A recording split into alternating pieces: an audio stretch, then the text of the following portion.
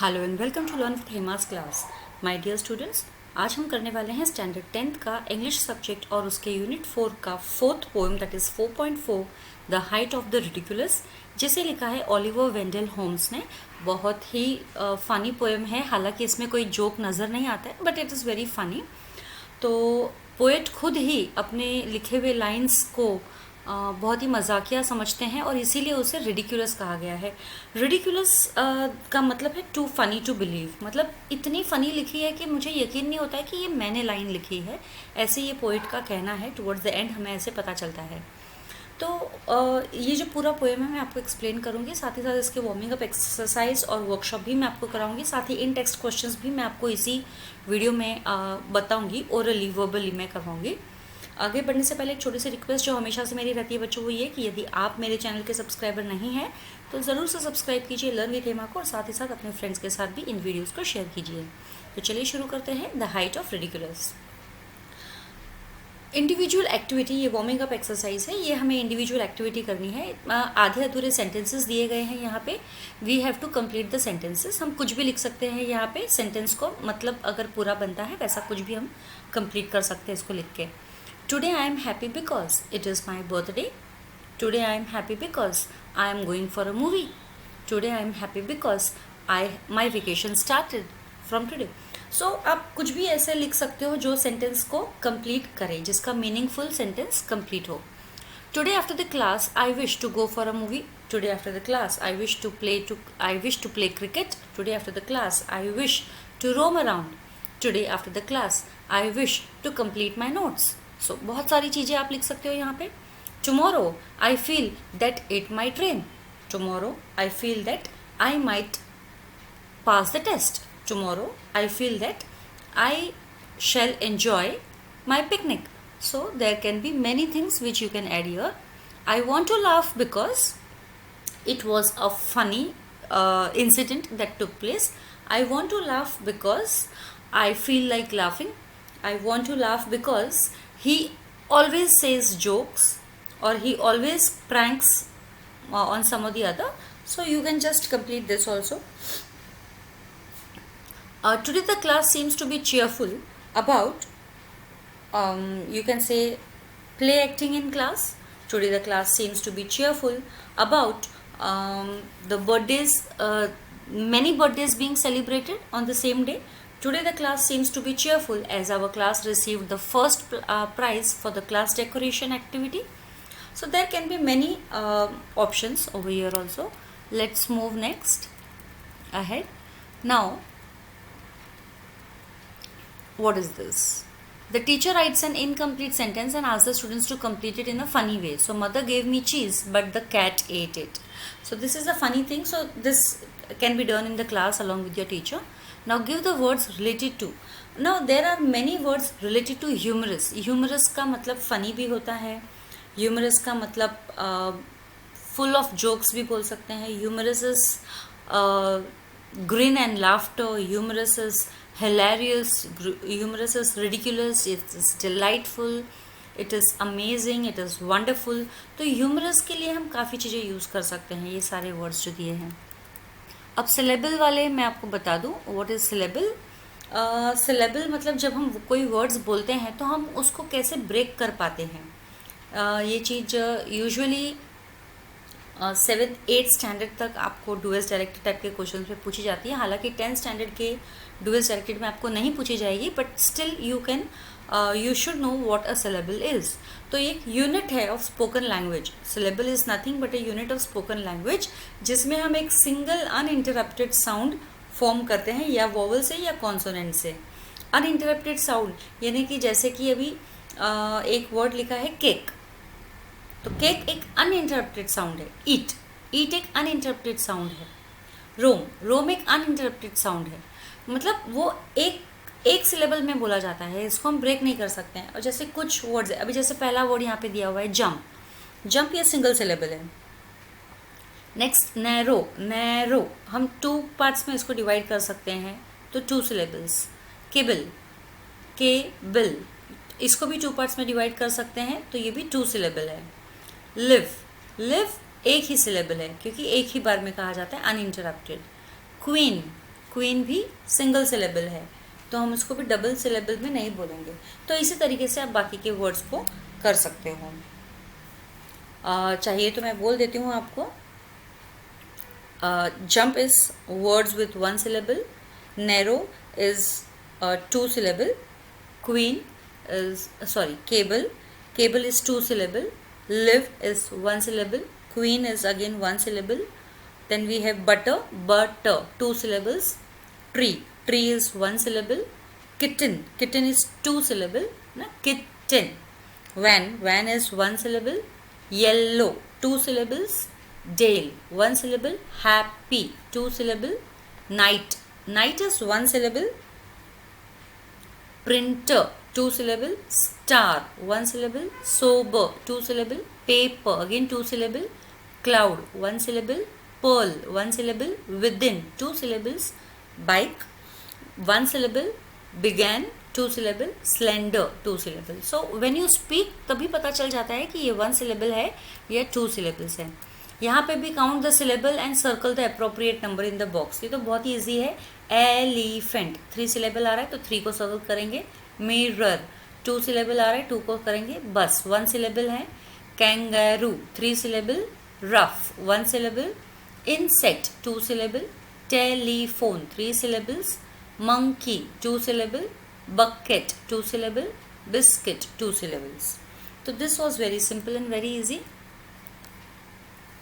अब यहाँ पे ये एक्सरसाइज है, write the names of any 5 of your friends and mention the number of syllables in each name. तो ये आप कर सकते हो, अपने फ्रेंड्स लोगों के नाम लिख सकते हो। जैसे रोहित 2 सिलेबल वाला है। जैसे अर्शदीप अगेन 2 सिलेबल वाला है। जैसे मैं क्रिकेट की फ़ैन हूँ तो मैं नॉर्मली क्रिकेटर्स के नाम, Rahul Dravid, Rahul is again 2 syllable. तो इस तरीके से आप कोई भी नाम आपके फ्रेंड्स के लिख सकते हो और उसमें कितने सिलेबल है वो आप बता सकते हो। तो अब हम सीधे चलते हैं हमारी पोइट्री एक्सप्लेनेशन की तरफ। The height of ridiculous. मैं 4 लाइन रीड करूँगी। वैसे ये एक पैराग्राफ, 4 लाइन का एक पैराग्राफ है और इसका राइम स्कीम जो है वो ABCB है। तो मैं आपको बता दूंगी कैसे। अब यहाँ पे जो राइटर है ओलिवर वेंडल होम्स, ये इन्होंने क्या किया है, ये जब ये पोएम लिख रहे थे तो इनका मूड बहुत ही मेरी मूड था। मेरी मूड मतलब बहुत ही हंसी खुशनुमा था उनका मूड, जो है एकदम खुशी से भरा हुआ था। इसलिए उनको कुछ सूझ रहा था कि कुछ अच्छा लिखे, कुछ फनी सा लिखे। बहुत ही मेरी मूड था इनका उस वक्त। तो I wrote some lines once on a time, मतलब एक बार कभी। आई रोट सम लाइन्स, मैंने कुछ लाइनें लिखी है। इन वंडरस मेरी मूड, और उस वक्त मेरा मूड बहुत ही वंडरस था, बहुत ही मेरी था, खुश था एकदम में, delightful. And thought as usual men would say they were exceeding good.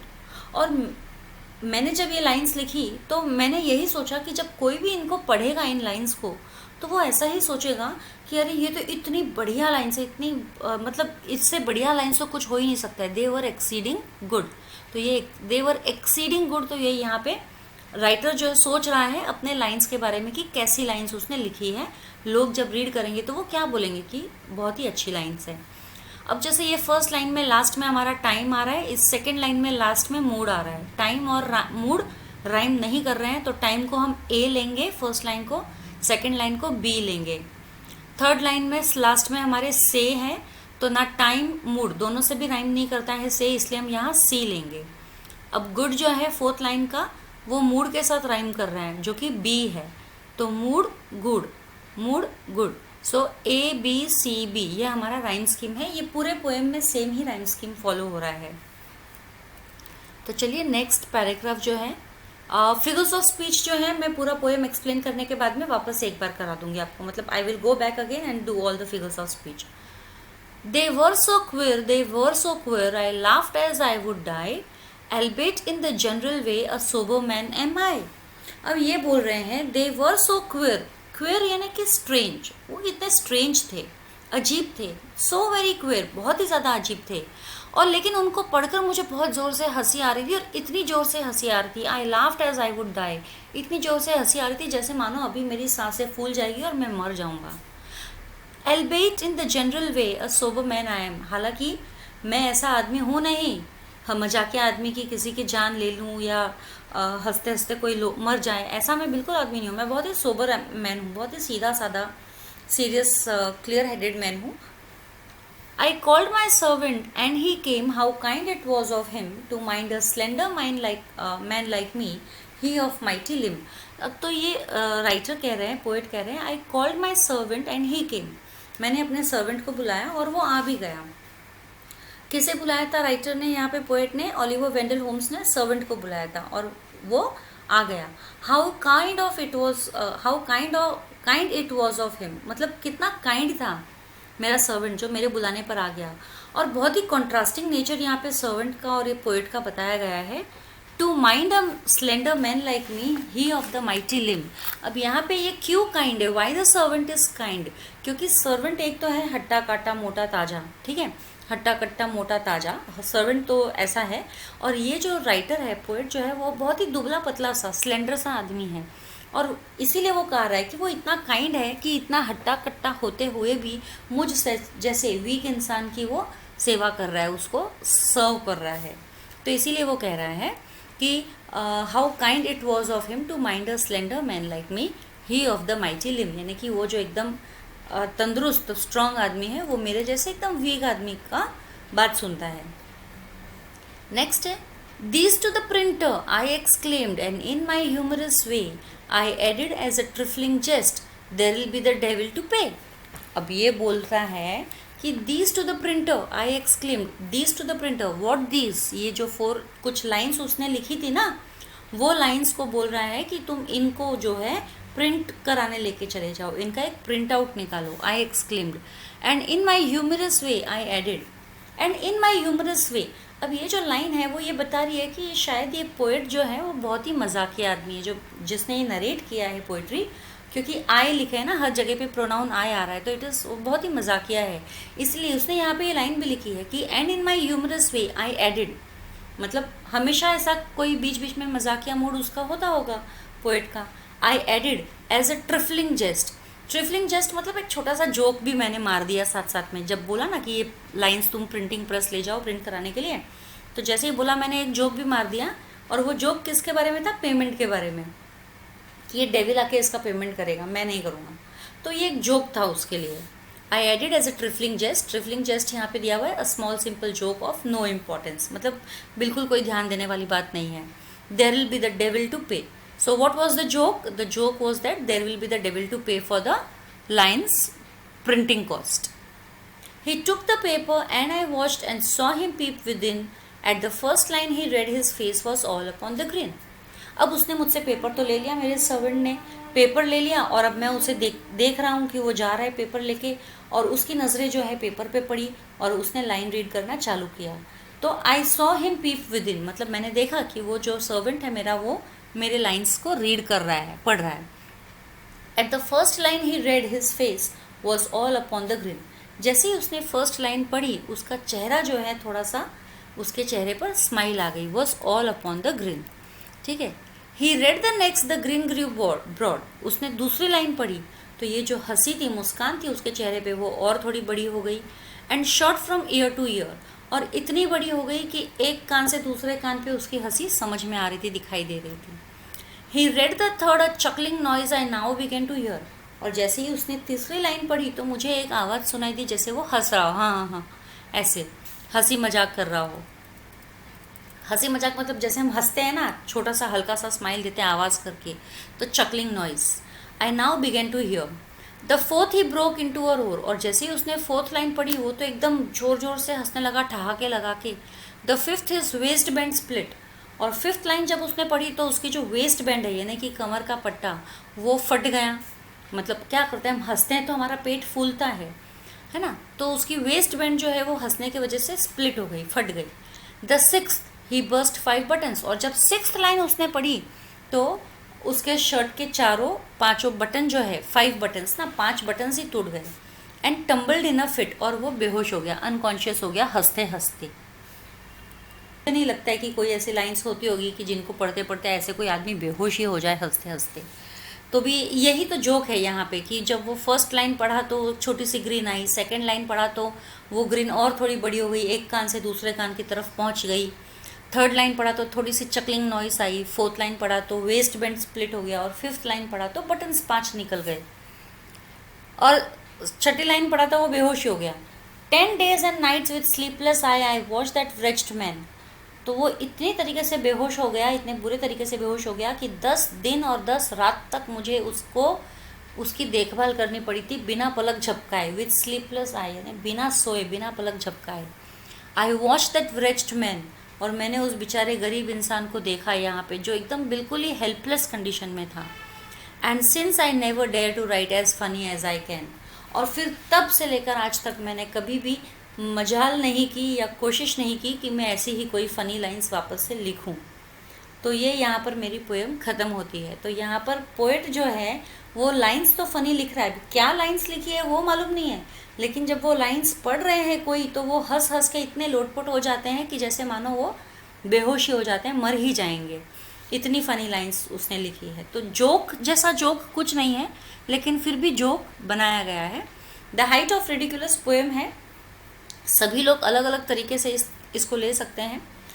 कोई मजाक समझ के, हंसी मजाक समझ के हंस सकता है, किसी को ऐसे ही लगे कि अरे इसमें तो कुछ भी नहीं है, बट स्टिल हमको सिलेबस में है तो हमें ये करनी है। और मैं इसके अभी आपको क्वेश्चन आंसर्स रीड आउट करके बता देती हूँ।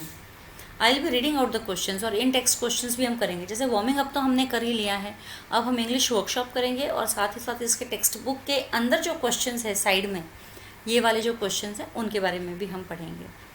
जैसे अभी find out the expressions from the poem that indicates funny moments. अब यहाँ पे इस पोएम में ऐसी कौन सी लाइन्स है जो आपको फ़नी मोमेंट्स बताती है। तो ऐसे तो आप कोई भी लाइन इसमें उठा सकते हो जो आपको लगे कि मजाकिया है।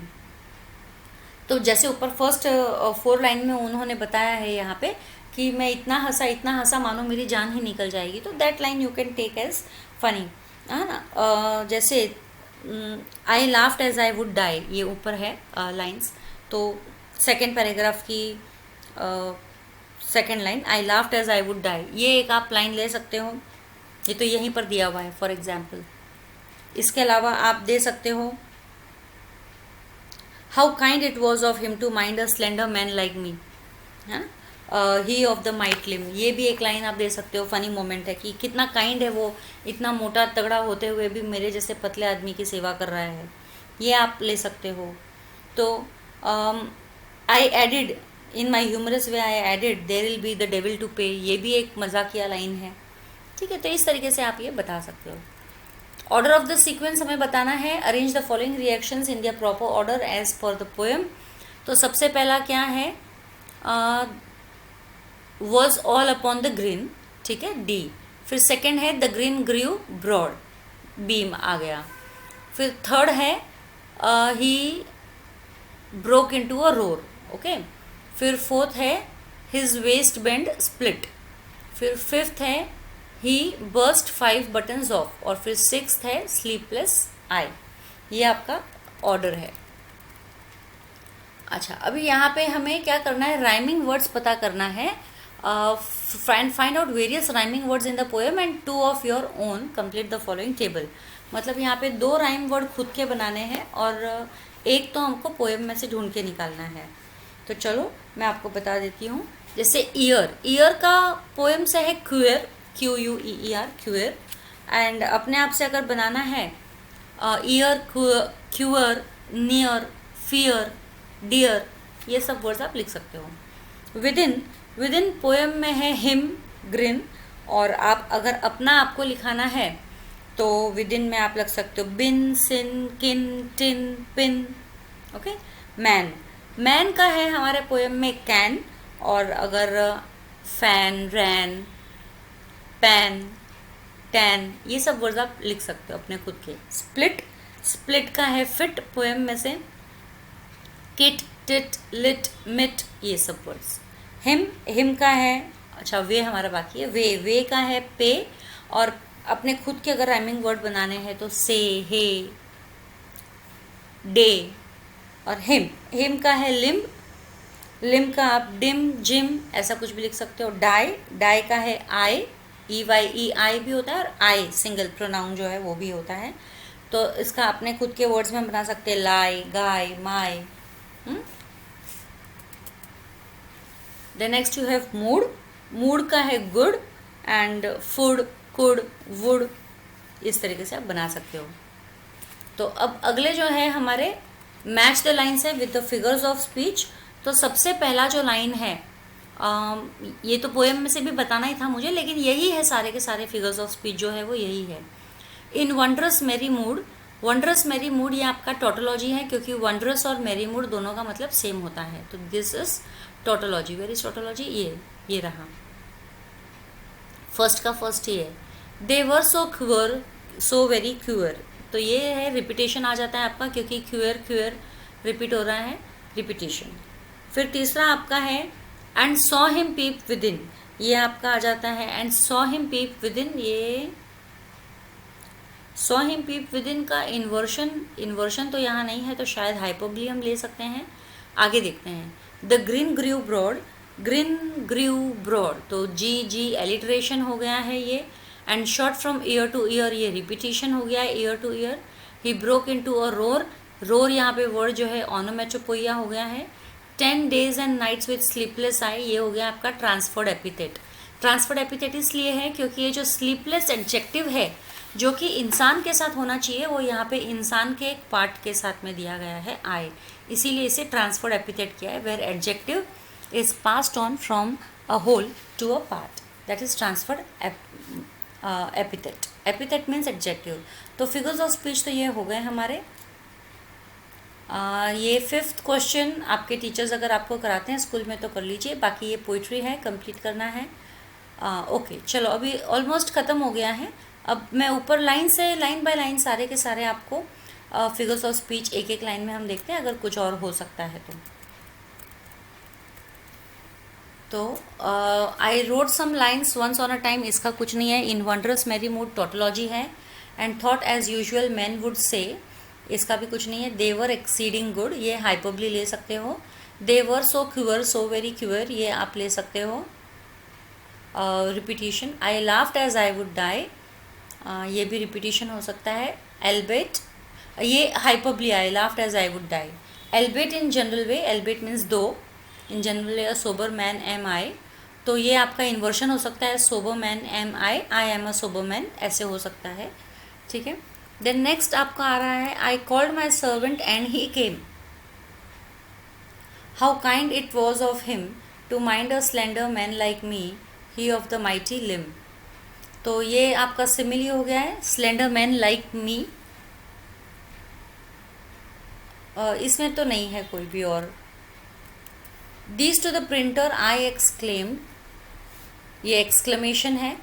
And in my humorous way I added there will be the devil to pay, इसका भी कुछ नहीं है। He took the paper and I watched and saw him peep within, हाँ तो ये हाइपरबली हम ले सकते हैं। At the first line he read his face was all upon the grin, he read the next the green grieve broad and short from ear to ear, ये repetition है। He read the third a chuckling noise, ये onomatopoeia है, chuckling noise आ गया। I now begin to hear the fourth he broke into a roar, again roar है यहाँ पे, ये भी ओनोमेटोपोइया आ गया। The fifth his waistband split, ये यहाँ पे कुछ ज़्यादा ही बता रहे हैं तो ये हाइपोबली या एग्जैजरेशन बोल सकते हो। The sixth he burst 5 buttons and tumbled in a fit, और 6 जो है ही बर्स्ट 5 बटन्स, ये भी आप हाइपोबली या एग्जैजरेशन बोल सकते हो। And tumbled in a fit, तो इसका तो कुछ नहीं बोलोगे चलेगा, अगर कंटिन्यूशन में लेता है तो उसको हम हाइपोबली बोल सकते हैं। 10 days and nights, अब डेज और नाइट्स यहाँ पे एंटीथेसिस हो गया ये लाइन। विथ स्लीपलेस आई, तो ये पूरा लाइन हम ट्रांसफर्ड एपिथेट भी ले सकते हैं। I watch that wretched man, ये आपका एलिट्रेशन हो सकता है। And since I never dare to write as funny as I can, बस यहाँ पे ये पोएम हमारी पूरी ख़त्म होती है। क्वेश्चन आंसर्स भी वर्कशॉप मैंने आपको ऑलमोस्ट करा ही दिया है। अब मैं इन टेक्स्ट क्वेश्चंस आपके रीड कर देती हूँ और इन टेक्स्ट क्वेश्चन के आंसर्स भी आपको बता देती हूँ। तो इसके अंदर सबसे पहले तो इन टेक्स्ट क्वेश्चन में हमारा लेट्स सी क्या है हमारे कुछ क्वेश्चंस। हाँ, फर्स्ट ऊपर तो नहीं है कुछ क्वेश्चंस, अब हम नीचे आते हैं। In what frame of the mind did the poet write some lines, अब पोएट का माइंड किस फ्रेम में था जब पोएट ने ये लाइन्स लिखी थी। He was in a very merry mood, wondrous merry mood. ठीक है, what was the contrast in the narrator and his servant, तो what was the contrast, narrator और उसके सर्वेंट में क्या कॉन्ट्रास्ट था, that the narrator was a very slender man and the servant was a mighty man. फिर next, when did the servant grin, the servant grin when he read the first line of the humorous poem which the writer had written. Okay, when was the chuckling noise heard? The chuckling noise was heard when he read the third line. Right, यहीं पे दिया हुआ है, when he read the third line the chuckling noise was heard. Which line suggests that the servant was totally out of control?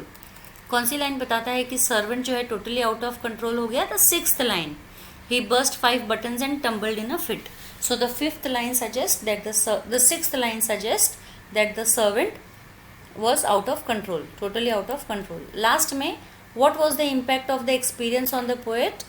तो क्या impact था poet का experience का, आउटकम क्या था समझ लो. The poet thought that it would never ever, मतलब लास्ट में उसने ये कहा है ना कि I will never ever dare to write, तो you can write that part. The poet thought that he would never ever write any such kind of funny poem. तो इसी के साथ मेरा ये चैप्टर एक्सप्लेनेशन, ये poem explanation with the question answers खत्म होता है. आज के लिए इतना ही, जल्दी मिलेंगे अगले वीडियो में. तब तक के लिए stay safe, stay secure. Thank you.